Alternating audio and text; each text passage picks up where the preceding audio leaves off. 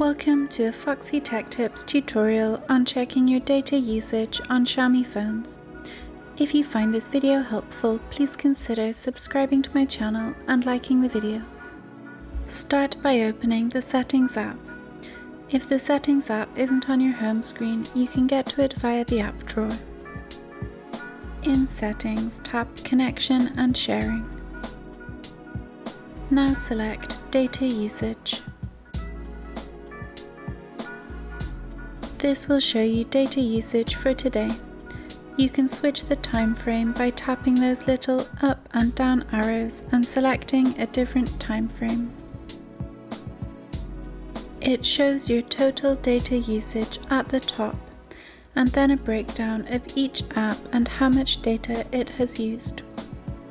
If you tap the button at the top right, you can switch to Wi-Fi data usage and see the same data information but for Wi-Fi. And that draws an end to this tutorial. Please like the video if you found it helpful and subscribe to Foxy Tech Tips for more Xiaomi and MIUI tips and tricks.